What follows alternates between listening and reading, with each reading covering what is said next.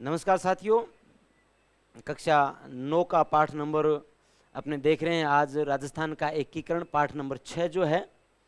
देखो, राजस्थान का एकीकरण पहले भी आ चुका है, जो पीछे की क्लासेज हमने की है, इसमें थोड़ा और लेंदी है उनसे।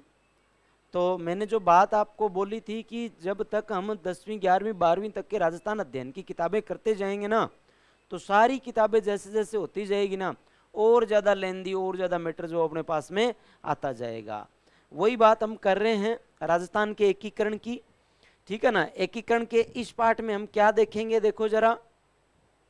1946 की बात करेंगे सबसे पहले। 1946 में क्या है? 1946 में यह स्पष्ट प्रतीत होने लग गया था कि भारत की स्वतंत्रता अब ज्यादा दूर नहीं है, तो इसका असर राजस्थान की रियासतों पर भी स्पष्ट दिखाई देने लगा था। इस समय राजस्थान में 19 रियासतें, ये चीज हम पहले पढ़ के जा चुके हैं। 19 रियासतें, 3 ठिकाने, एक केंद्र शासित प्रदेश। एक केंद्र शासित प्रदेश अजमेर मेरवाड़ा, ये चीज हम पहले पढ़ के जा चुके हैं। वहां पर हम 19 रियासतों के नाम भी देख चुके हैं, 3 ठिकानों के नाम भी दे चुके हैं, और एक केंद्र शासित प्रदेश का नाम भी देख चुके हैं। इस अध्याय में हम उन घटनाओं के बारे में जानेंगे जो अंततः इन विभिन्न रियासतों में बंटे राजस्थान को एक एकीकृत राजस्थान के रूप में बदल देती है। देखना होता क्या है। सबसे पहले मेवाड़ महाराणा भूपाल सिंह की हम बात करें। मेवाड़ महाराणा भूपाल सिंह, अंग्रेज या फिर मैं कहूँ रियासती विभाग ने एक बात बोली थी कि भाई वो रियासतें अपना स्वतंत्र अस्तित्व रख सकती है जिनकी आबादी 10 लाख से ज्यादा हो और वार्षिक आय 1 करोड़ से ज्यादा हो। वो रियासतें अपना स्वतंत्र अस्तित्व रख सकती है। तो रियासतों ने क्या किया था, इन बातों को देख करके अपने अलग अलग संघ बनाने के प्रस्ताव रखे थे कि हम अलग अलग संघ बनाएंगे और हम अपना स्वतंत्र अस्तित्व रखेंगे। यहाँ पे मेवाड़ महाराणा भूपाल सिंह क्या कर रहे हैं, 25-26 जून 1946 को राजस्थान यूनियन बनाने के उद्देश्य से, ये चीज मैं आपको पहले उस चैप्टर में भी बता के जा चुका हूं, राजस्थान यूनियन बनाने के उद्देश्य से राजस्थान, गुजरात और मालवा के राजाओं का एक सम्मेलन उदयपुर में बुलाया था। ठीक है ना। राजस्थान यूनियन बनाने का प्रस्ताव हमें पूछे किस राजा ने, किस रियासत ने दिया, तो मेवाड़ के महाराणा भूपाल सिंह ने रखा था। इस सम्मेलन में 22 राजा महाराजा उपस्थित थे। ठीक है ना। हमें पूछे कि राजस्थान यूनियन में कितने राजा महाराजा उपस्थित हुए, तो 22 राजा महाराजा उपस्थित हुए थे। इंपॉर्टेंट चीज है। इसमें महाराणा ने एक राजस्थान संघ के निर्माण की योजना प्रस्तुत की। मेवाड़ महाराणा ने कहा कि एक राजस्थान संघ बनाते हैं, उसमें सारे अपने मिलकर के काम करेंगे। राजाओं ने महाराणा की योजना पर विचार करने का वादा किया था कि हम आपकी जो योजना है, आपका जो विचार है, आपका जो विश्वास है, उस पर हम सोचेंगे, हमें क्या करना है वो चीज़ हम देखेंगे कि सभी के लिए अगर ये चीज़ अच्छी है तो हम इस पर विचार करेंगे, गौर करेंगे। ठीक है ना। महाराणा को अपने प्रस्तावों को अमली जामा पहनाने की धुन बनी रही। उन्होंने सुप्रसिद्ध संविधान वेता के मुंशी को अपना संवैधानिक सलाहकार नियुक्त किया। के मुंशी को संवैधानिक सलाहकार नियुक्त कर लिया। मुंशी की सलाह पर महाराणा ने उक्त राजाओं का एक और सम्मेलन तारीख 23 मई 1947 को उदयपुर में आमंत्रित किया था। एक दूसरा सम्मेलन, पहला तो 25-26 जून को हुआ जिसमें 22 राजा महाराजा आए। अब मुंशी को बुला करके अपना संवैधानिक सलाहकार नियुक्त किया और एक नया और संघ बनाने की कोशिश की, और एक सम्मेलन राजाओं का इन्होंने करवाया 23 मई 1947 को उदयपुर में करवाया। महाराणा ने सम्मेलन में राजाओं को चेतावनी दी कि हम लोगों ने मिलकर अपनी रियासतों की यूनियन नहीं बनाई तो सभी रियासतें जो प्रांतों के समकक्ष नहीं है निश्चित रूप से समाप्त हो जाएगी, कि हमें ऐसा करना पड़ेगा। अगर हम यूनियन नहीं बनाएंगे तो हमारी रियासतें जो है वो समाप्त कर दी जाएगी। अब मेवाड़ महाराणा ने ये बात कह दी। मुंशी की बात देखो, के.एम. मुंशी ने भी इस सम्मेलन में महाराणा की योजना का जोरदार समर्थन किया, किंतु अंतिम रूप से कोई लाभकारी परिणाम सामने नहीं आया। इन्होंने साम दाम दंड भेद हर प्रकार की कोशिश एक सम्मेलन करवाने की कर ली, सम्मेलन करवा लिया, एक योजना बनाना, एक इन्हें यूनियन बनाना, एक संघ बनाने की कोशिश जो थी ना वो इन्होंने कर ली, लेकिन सफलता इनके हाथ नहीं लगी थी। दूसरी बात, जयपुर के महाराजा मान सिंह की स्वीकृति से वहां के दीवान सर वीटी कृष्णामाचारी ने भी प्रदेश के शासकों और उनके प्रतिनिधियों का एक सम्मेलन बुलाया। इस सम्मेलन में उन्होंने प्रस्ताव रखा कि प्रदेश की रियासतों का एक ऐसा संघ बनाया जाए जिसमें हाईकोर्ट, उच्च शिक्षा, पुलिस आदि विषय पर संघ को सौंप दिए जाएं और शेष विषय इकाइयों के पास रहें। उन्होंने सम्मेलन को यह भी कहा कि यदि उन्हें यह प्रस्ताव स्वीकार न हो तो समस्या का दूसरा हल यह है कि प्रदेश की जो रियासतें अपना पृथक अस्तित्व रखने की क्षमता नहीं रखती है वे पड़ोस की बड़ी रियासतों में मिल जाएं, परंतु सम्मेलन बिना किसी निर्णय पर पहुंचे ही समाप्त हो गया। इन्होंने भी वही बात बोली जो मेवाड़ महाराणा भूपाल सिंह के मुंशी बोल रहे थे। ये कह रहे हैं कि कुछ विषय ऐसे हैं जो संग रख ले, बाकी के रियासतों पे छोड़ दे, या फिर अगर ऐसा ना करें तो आसपास जो बड़ी रियासतें हैं उन बड़ी रियासतों के पास में जो छोटी रियासतें हैं ना, वो छोटी रियासतें क्या करेगी, उन बड़ी रियासतों में शामिल हो जाएगी और एक संघ बन जाएगा। ऐसे काम कर लो। लेकिन ऐसा काम जो था वो सफल नहीं हो पाया। हुआ क्या, मत्स्य संघ का निर्माण करने की योजना बना डाली।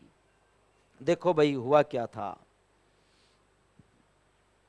मत्स्य संघ की बात करें भाई, देश के विभाजन के समय भारतीय उपमहाद्वीप में भीषण सांप्रदायिक दंगे भड़क उठे।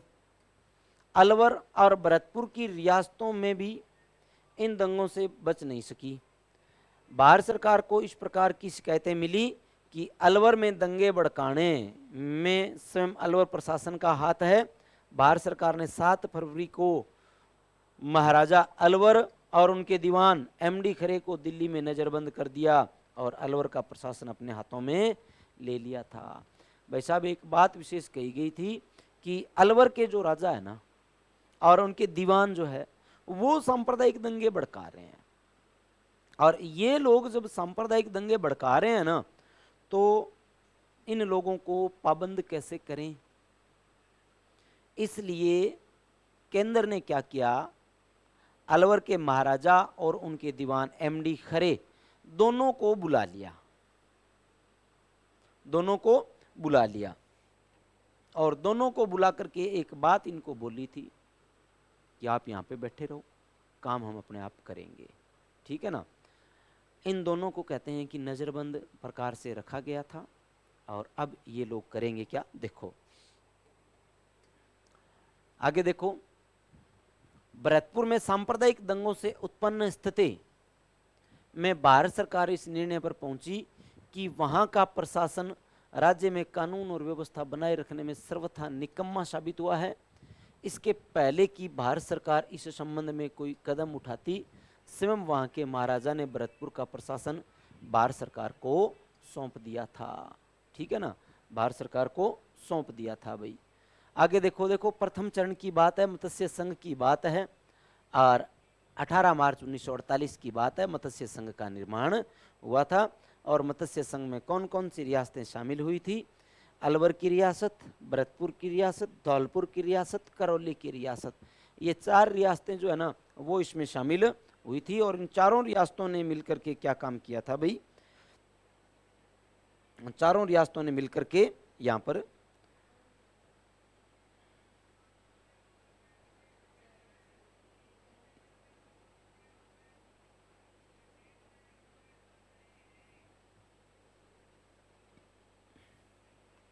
चारों रियासतों ने मिलकर के एक यहाँ पर मिलाकर के इनका एक संघ बना दिया गया था, मत्स्य संघ, ठीक है ना। मत्स्य संघ नाम क्यों दिया गया, ये हम पीछे के चैप्टर में भी हम देख चुके हैं कि मत्स्य संघ नाम इनका इसलिए दिया गया था कि ये जो चारों रियासतें आ रही है ना, अलवर, भरतपुर, धौलपुर और करौली की चारों रियासतें जो आ रही है, ये क्षेत्र है ना प्राचीन के मत्स्य जनपद का क्षेत्र था भाई, ठीक है ना, प्राचीन के मत्स्य जनपद का क्षेत्र था। और मत्स्य जनपद का क्षेत्र होने के कारण, मत्स्य जनपद का क्षेत्र होने के कारण इसका नाम जो था, संघ का नाम, चरण का नाम जो था वो मत्स्य संघ रखा गया था। ठीक है ना। आगे देखो मत्स्य संघ में क्या है, अलवर भरतपुर, अलवर और भरतपुर से मिली हुई धौलपुर और करौली की छोटी रियासतें थी। ये चारों रियासतें भारत सरकार द्वारा निर्धारित मापदंड के अनुसार पृथक अस्तित्व बनाए रखने योग्य नहीं थी, अतः इन चारों ने मिलकर मत्स्य संघ बना लिया। इस नए राज्य का उद्घाटन भारत सरकार के मंत्री एन.वी. गॉडगिल ने किया, ने 17 मार्च 1948 में किया था। कब किया था? 17 मार्च 1948 में किया था। इस संघ के राज प्रमुख धौलपुर, महाराजा धौलपुर और उपराज प्रमुख महाराजा करौली बनाए गए थे। अलवर प्रजामंडल के प्रमुख नेता शोभाराम कुमावत मत्स्य संघ के प्रधानमंत्री बने थे भाई। ठीक है ना। देखो राज प्रमुख बनाया गया था महाराजा धौलपुर महाराजा को, और उपराज प्रमुख बनाया गया था करौली के महाराजा को। ठीक है ना। और अलवर के प्रमुख नेता शोभाराम कुमावत जो थे वो मत्स्य संघ के प्रधानमंत्री बने, और राजधानी इसमें बनाया गया था अलवर को। ठीक है ना। पहले चरण में अलवर को यहाँ पर राजधानी बनाया गया था। अब इसके बाद में देखो राजस्थान संघ का निर्माण,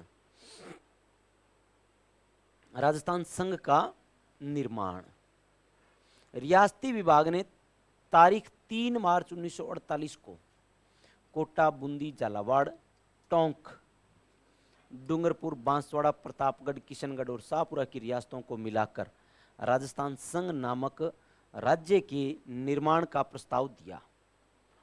राजस्थान संघ में शामिल होने वाली रियासतें चाहती थी कि मेवाड़ भी इस प्रस्तावित संघ का हिस्सा बने, पर मेवाड़ महाराणा सहमत न थे।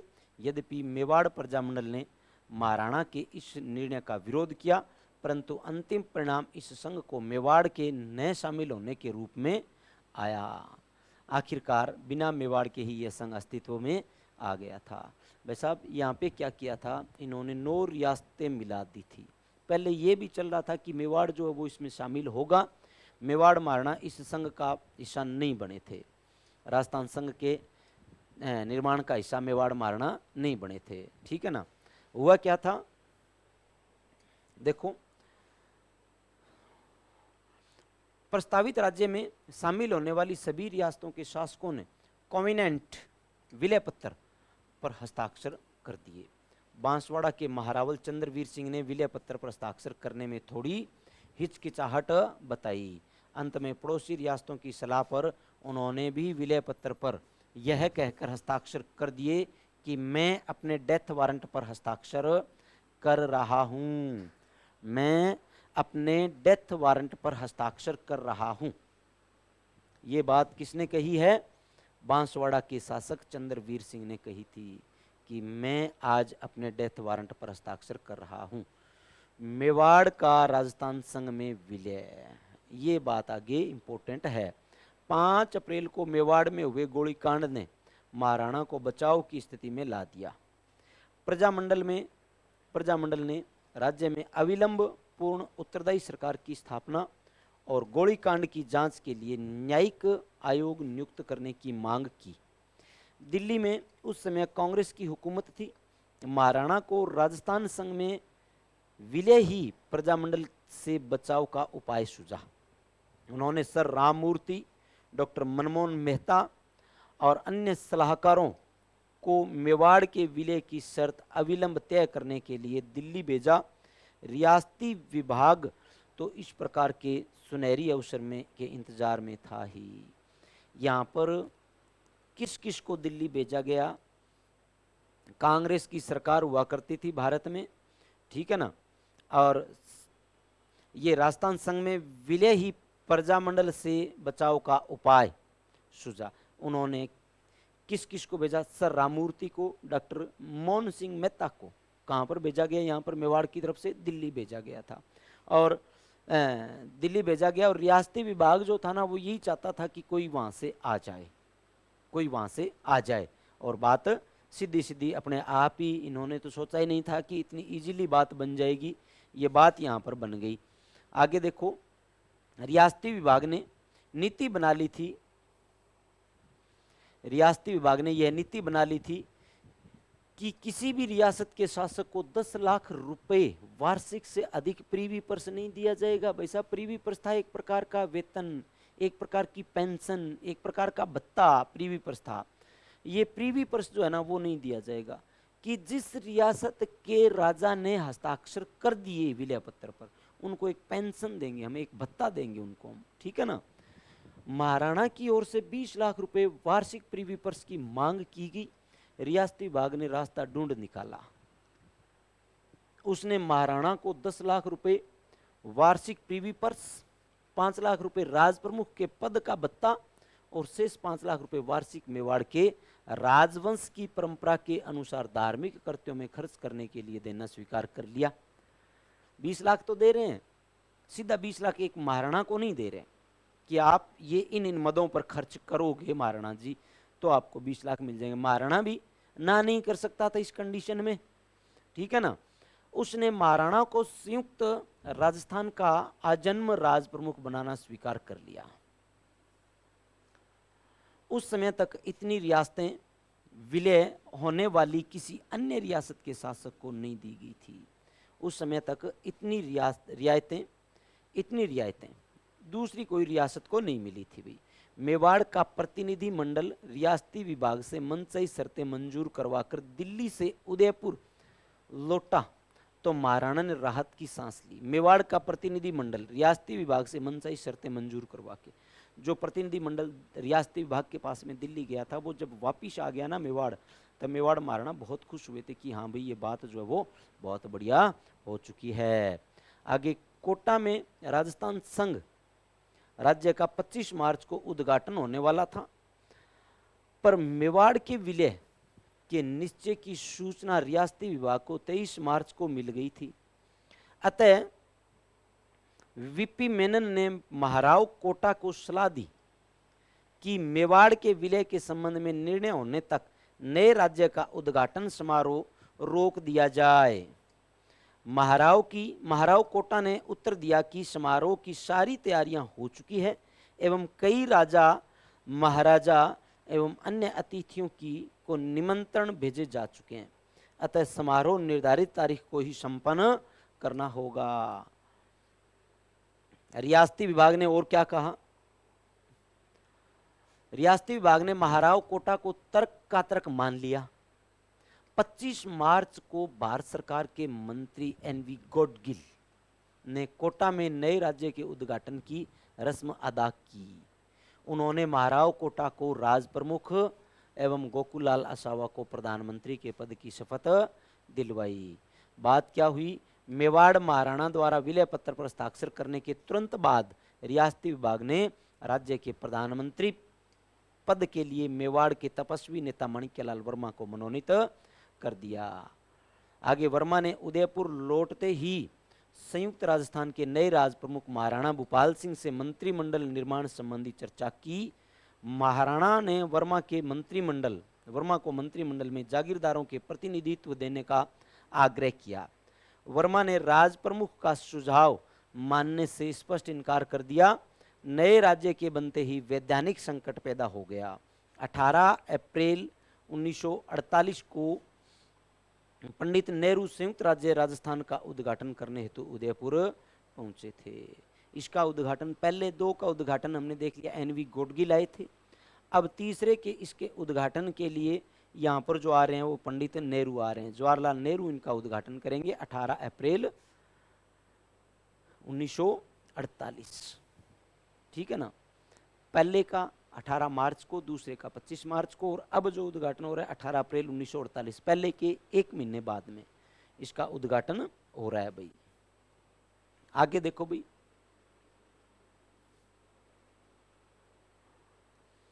पंडित जवाहरलाल नेहरू ने माणिक्यलाल वर्मा को सलाह दी कि अपने पद की शपथ ले लें और मंत्रिमंडल बनाने में कोई कठिनाई पैदा हो तो वे इस वे और सर राममूर्ति दिल्ली जाकर रियासती विभाग से सलाह कर लें। वे और सर राममूर्ति रियासती विभाग से सलाह कर लें। पंडित नेहरू ने सलाह पर राज प्रमुख के साथ ही वर्मा जी ने भी प्रधानमंत्री पद की शपथ ली। ठीक है ना, राज प्रमुख के साथ ही प्रधानमंत्री पद की शपथ भी हुई। इसके पश्चात वर्मा ने अपनी इच्छा अनुसार मंत्रिमंडल का गठन कर दिया। संयुक्त राज्य राजस्थान का मंत्रिमंडल केवल 11 माह रहा। इस अल्प अवधि में उसने वह कर दिखाया जो किसी प्रांत या राज्य की सरकार 11 वर्षों में भी नहीं कर पाई थी। कहते हैं कि मंत्रिमंडल इनका जो था ना वो बहुत शानदार काम करता है। यहाँ पर जो 11 सालों का 10 सालों का काम ऐसे लगता था कि होगा, ये इतने टाइम में होगा, और वो काम इन्होंने 11 महीने की एक अल्प अवधि में पूरा करके दिखा दिया। एक तो ये कर दिया, और दूसरा इन्होंने रियासतों को मनाने में भी सहायता की कि आप रियासतें भी विलय पत्र पर हस्ताक्षर करो, आप रियासतें भी भारत संघ में शामिल हो जाओ, आप रियासतें भारत के एकीकरण में शामिल हो जाओ, राजस्थान के एकीकरण में शामिल हो जाओ, आप रियासतें भारत जो चाहता है वो कर लो, भारत को आज जिस चीज़ की ज़रूरत है उसमें आप अपना योगदान दो। ठीक है ना।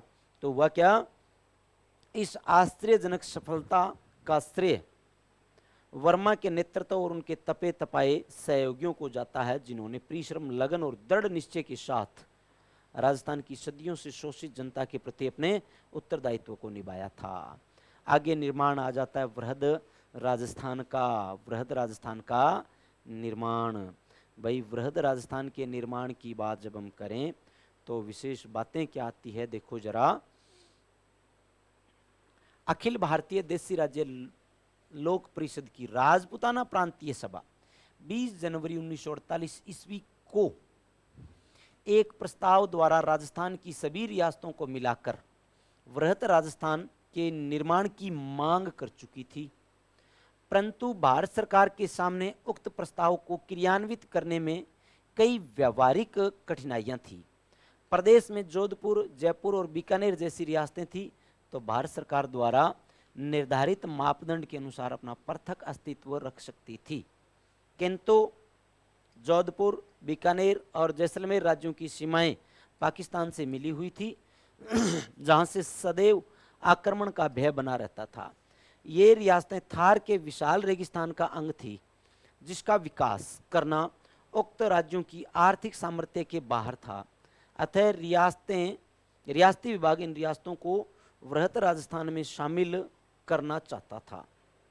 नई लाइन में देखना, दिसंबर 1948 के प्रथम सप्ताह की बात है।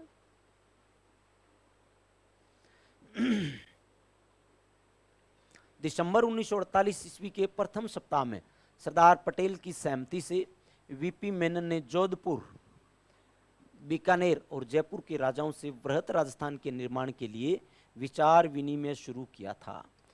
तीनों शासक अपनी अपनी रियासतों को पृथक इकाइयों के रूप में रखने के इच्छुक थे।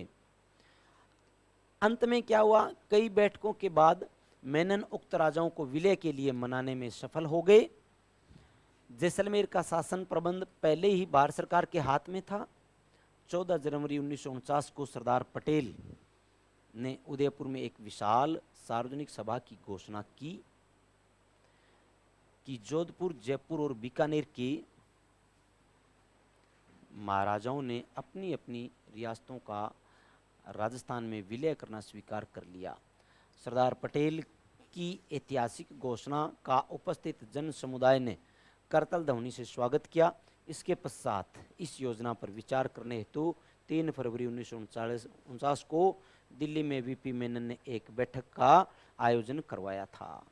अब इस बैठक में क्या निर्णय लिया गया था भाई, ये जो बैठक हुई थी इस बैठक में क्या निर्णय लिया गया था, देखो जरा। इस बैठक में निर्णय लिया गया कि जयपुर के महाराजा स्वाभिमान सिंह को जीवन पर्यंत राज प्रमुख बनाया जाए। उदयपुर के प्राचीन राजवंश की मान मर्यादा को ध्यान में रखते हुए महाराणा उदयपुर को महाराज प्रमुख बनाया जाए। ठीक है ना। और इस बैठक में राजधानी का जो मसला था वो सरदार वल्लभ भाई पटेल पर छोड़ दिया कि सरदार पटेल जी जो कहेंगे उसको राजधानी स्वीकार कर लेंगे। तो सरदार पटेल ने क्या कहा, चुनाव के लिए विशेषज्ञों की एक समिति बनाई, पी सत्यानारायण राव समिति नियुक्त की थी। और पी सत्यानारायण राव समिति ने कहा कि आप जयपुर को राजधानी बना दो। तो इन्होंने क्या किया, जयपुर को राजधानी बना दिया।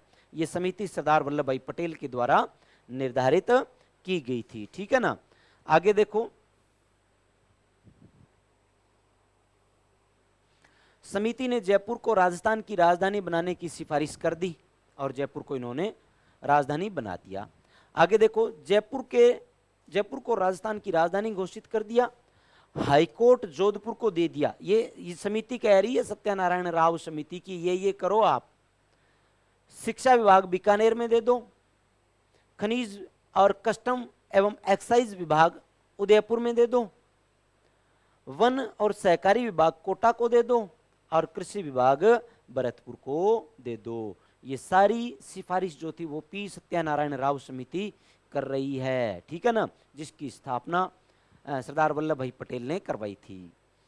30 मार्च 1949 को सरदार पटेल द्वारा वृहद राजस्थान की विधिवत उद्घाटन किया गया और 30 मार्च को राजस्थान दिवस के रूप में भी मनाए जाने का निर्णय लिया गया।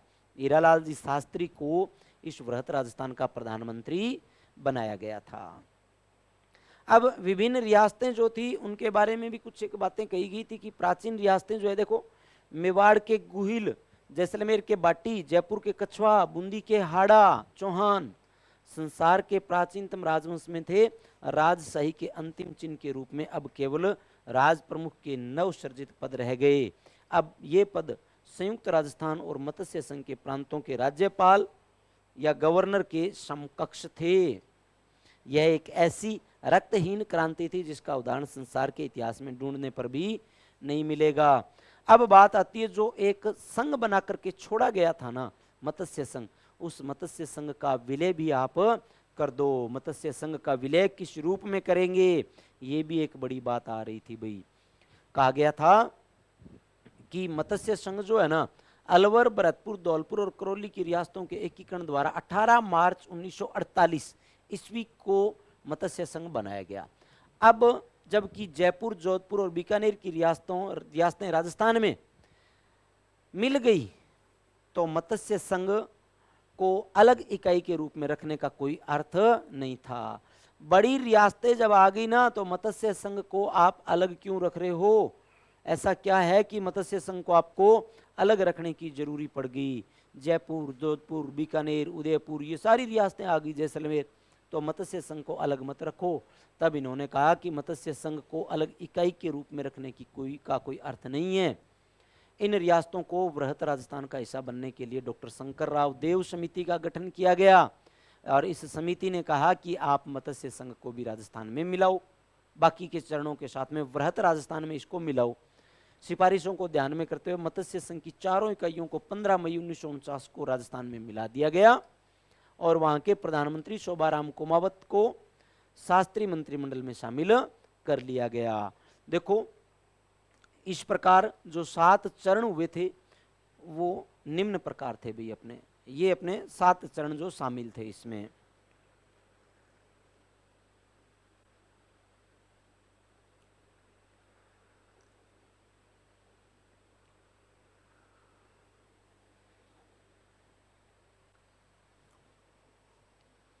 प्रथम चरण हमने देखा मत्स्य संघ था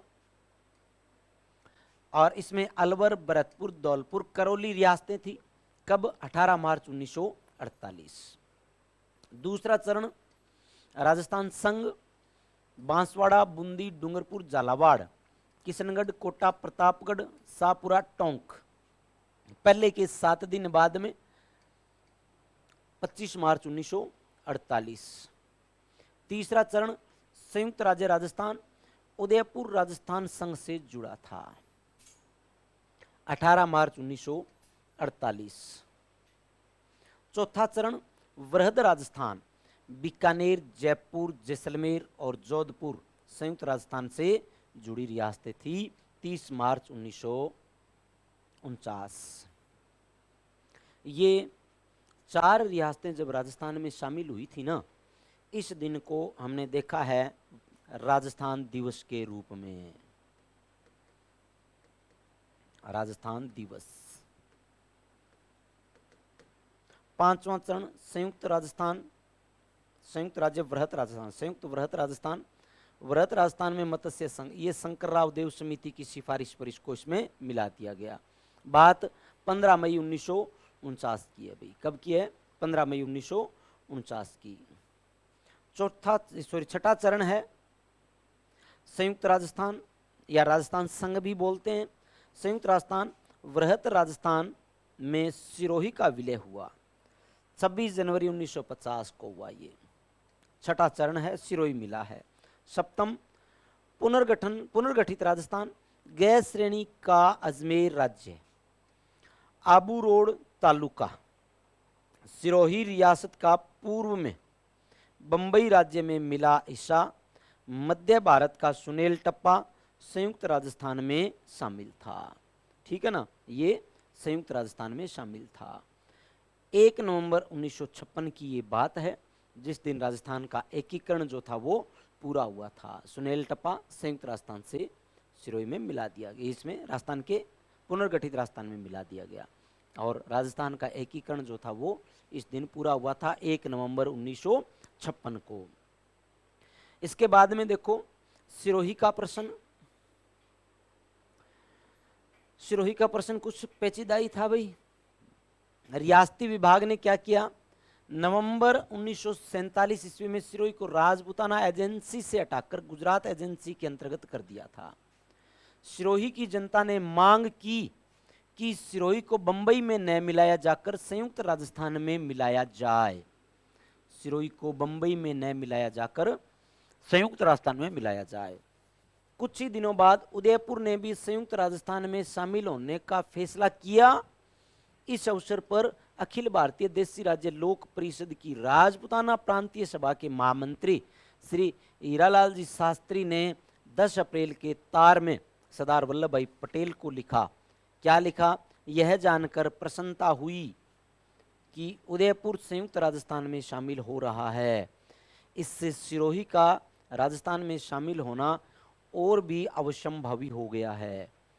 फिर हमारे लिए सिरोही का अर्थ है गोकुल भाई। बिना गोकुल भाई के हम राजस्थान को नहीं चला सकते कि आप हमें गोकुल भाई चाहिए और जब गोकुल भाई चाहिए तो सिरोही भी चाहिए। ठीक है ना, तो गोकुल भाई के प्रयासों से सिरोही आबू दिलवाड़ा इस पूरे क्षेत्र का विलय हुआ था। शास्त्री जी को इस तार का कोई उत्तर नहीं मिला। तो भाई बात देखना,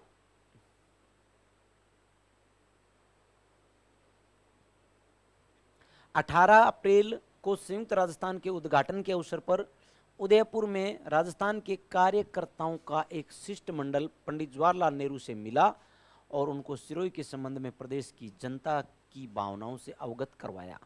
पंडित नेहरू ने इस संबंध में सरदार पटेल से बातचीत की, किंतु फिर भी सरदार पटेल ने गोकुल भाई भट्ट के जन्म स्थान हाथल व कुछ अन्य स्थानों को छोड़कर शेष सिरोही गुजरात में शामिल कर दिया। इस निर्णय के फलस्वरूप सिरोही में व्यापक आंदोलन उठ खड़ा हुआ। यह आंदोलन तब समाप्त हुआ जब भारत सरकार ने अपने निर्णय पर पुनर्विचार करने का आश्वासन दिया। क्या? राजस्थान के साथ किए गए इस अन्याय का निराकरण 1 नवंबर 1956 को हुआ। कैसे? जबकि राज्य पुनर्गठन आयोग की सिफारिश के आधार पर सिरोही का माउंट आबू वाला इलाका पुनः गुजरात से निकालकर राजस्थान में मिला दिया गया। ये पुनः राजस्थान में मिला दिया गया था, तब उस चीज का निवारण पूरा हुआ था भाई। ठीक है ना। आगे अजमेर का विलय, अजमेर का विलय, अजमेर का विलय कैसे हुआ? अखिल भारतीय देशी राज्य लोक परिषद की राजपूताना प्रांतीय सभा सदैव यह मांग रही थी कि बृहत राजस्थान में न केवल प्रांत की सभी रियासतें 19 देशी रियासतें, ठीक है ना, वरन अजमेर का इलाका भी शामिल हो। अजमेर को आप अलग से नहीं छोड़ सकते। जब अजमेर कांग्रेस नेतृत्व कभी इस पक्ष में नहीं रहा। सन 1952 के आम चुनाव के बाद वहां हरिभाऊ उपाध्याय के नेतृत्व में कांग्रेस मंत्रिमंडल बन चुका था। अब तो वहां का नेतृत्व यह दलील देने लगा था कि प्रशासन की दृष्टि से छोटे राज्य ही बनाए रखना उचित है, किंतु राज्य पुनर्गठन आयोग ने अजमेर के नेताओं के इस तर्क को स्वीकार नहीं किया और सिफारिश की कि उसे राजस्थान में मिला देना चाहिए। तदनुसार 1 नवंबर 1956 को माउंट आबू क्षेत्र, साथ ही अजमेर मेरवाड़ा भी राजस्थान में मिला दिया गया। इस प्रकार राजस्थान निर्माण की जो प्रक्रिया मार्च 1948 में शुरू हुई, वह प्रक्रिया 1 नवंबर 1956 को पूर्ण हो गई थी। ये राजस्थान का एकीकरण अपना 7 चरणों में पूरा हुआ। 8 वर्ष 7 महीने और 14 दिन में राजस्थान के एकीकरण का सिस्टम पूरा हुआ था। इस पाठ में अपने इतना ही। आगे पाठ नंबर 7 में फिर से नई चर्चा के साथ में हम हाजिर होंगे। तब तक के लिए धन्यवाद। दूसरी विशेष बात कि आप चैनल को भी शेयर किया करो और सब्सक्राइब भी किया करो ताकि ऊर्जा मिलती रहे। धन्यवाद।